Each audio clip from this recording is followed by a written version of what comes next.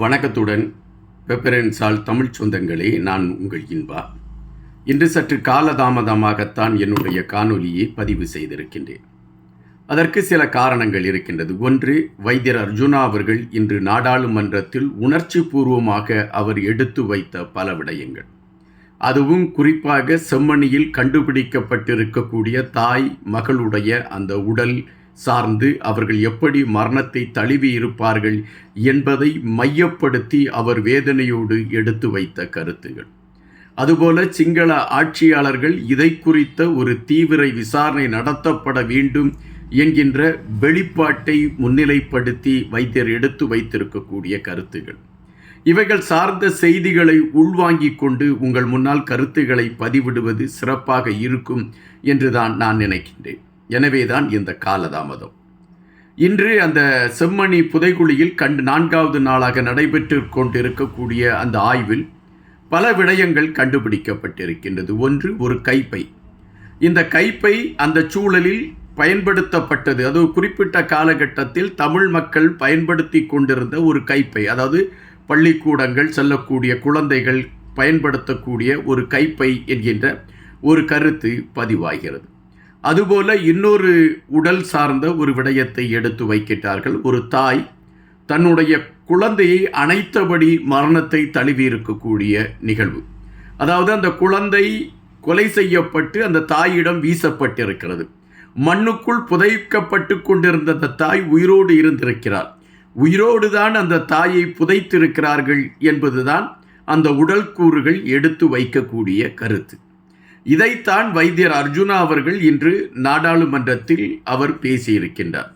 வைத்தியர் அர்ஜுனா அவர்கள் பேச ஆரம்பித்த பொழுது சபாநாயகர் அவர்கள், நீங்கள் குறிப்பிட்ட இந்த விடயங்களை குறித்து பேசுங்கள் என்கின்ற பொழுது வைத்தியர் அர்ஜுனா அவர்கள் அழுத்தமாக பதிவிடுகின்றார், இது என் மண் சார்ந்த பிரச்சனை, இதை குறித்து நான் பேச வேண்டும் என்பதுதான் தற்பொழுது உள்ள சூழல்.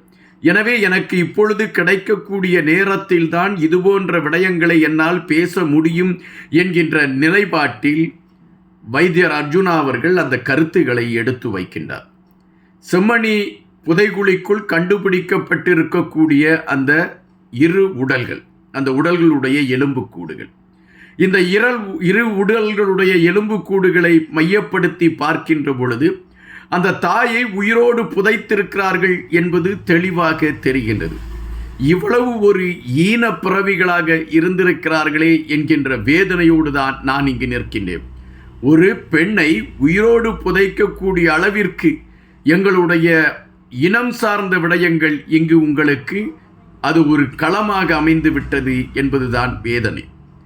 நாங்கள் இங்கு பிரிவினையை குறித்தெல்லாம் இப்பொழுது பேசவில்லை, அல்லது நாங்கள் இங்கு இரு இனம் என்கின்ற கண்ணோட்டத்தில் கூட பேசவில்லை.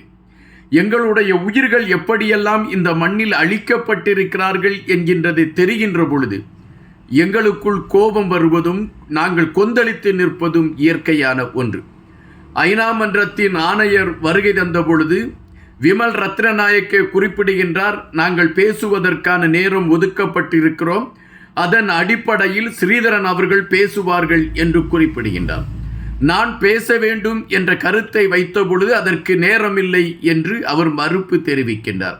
இல்லை, நான் பேசிதான் தீர வேண்டும், எனக்கு 1 நிமிடமாக ஒதுக்குங்கள் என்று கேள்வியை கேட்ட பொழுது அதற்கு மறுப்பு தெரிவிக்கப்படுகிறது. அதன் பின்பு ஐநா மன்றத்தின் ஆணையர் குறிப்பிடுகின்றார், நீங்கள் பேசுங்கள் என்று அவர் எனக்கு நேரம் கொடுக்கின்றார். அந்த நேரத்தில் எனக்கு கிடைத்த அந்த 5 நிமிடங்களில் செம்மணி என்கின்ற பகுதியில் நடந்த கொடூரங்களை மையப்படுத்திய செய்திகளை எடுத்து வைத்திருக்கின்றேன். சர்வதேச விசாரணைக்கு இலங்கை உட்படுத்தப்பட வேண்டும் என்கின்ற கருத்துக்களை எடுத்து வைத்திருக்கின்றேன். எங்கள் மண்ணில் எங்களுடைய மக்கள் பட்டுக்கொண்டிருக்கக்கூடிய வேதனைகள் சார்ந்த விடயங்களை எடுத்து வைத்திருக்கிறேன் என்று வைத்தியர் அர்ஜுனா அவர்கள் அந்த நாடாளுமன்ற உரையிலே கொதித்து பேசியிருக்கிறார். வைத்தியர் அர்ஜுனா என்றாலே ஒரு ஏதோ அவர் மனதில் பட்டதை பேசுகிறார் என்பதை விட தன்னை விளம்பரப்படுத்த பேசுகிறார் என்று சில ஊடகங்கள் அவரை திட்டமிட்டே குறை கூறிக்கொண்டு இருந்தன.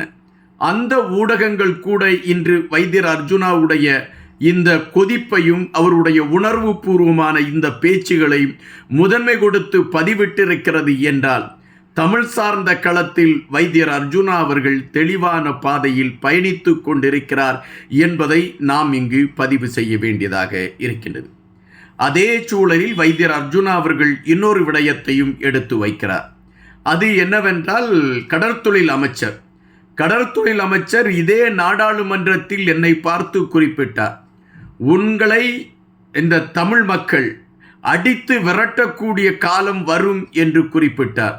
ஆனால் இப்பொழுது அதே தமிழ் மக்கள் இந்த கடற்தொழில் அமைச்சரை அடித்து விரட்டியதும், தன்னுடைய கால் செருப்புகள் இல்லாமல் கலன்று ஓடிய ஒரு நிலையை கடற்தொழில் அமைச்சர் எடுத்ததும், தற்பொழுது அவருடைய கால் செருப்பு என்னுடைய காரில் இருக்கிறது, வந்து இந்த அமைச்சர் எடுத்துக்கொண்டு செல்லலாம் என்று நையாண்டி பேசியதும் வைத்தியர் அர்ஜுனா அவர்களுடைய மன குமரலை கொட்டக்கூடிய களமாக அதை நம்மால் பார்க்க முடிந்தது.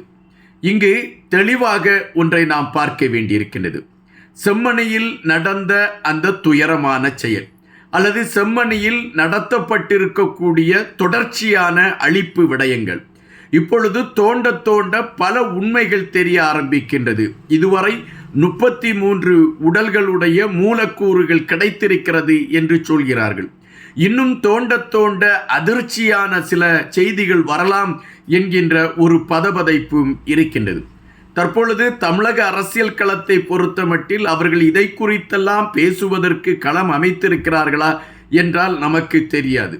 ஆனால் செந்தமிழன் சீமான் அவர்கள் இந்த செம்மணியை மையப்படுத்தி அவர் பேசியிருக்கக்கூடியதை நாம் பார்க்க முடிகின்றது. உணர்வு பூர்வமாக இந்த விடயத்தில் தமிழர்கள் ஒன்றிணைய வேண்டும் என்கின்ற ஒரு களம்தான் இப்பொழுது எடுத்து வைக்கப்படுகின்றது.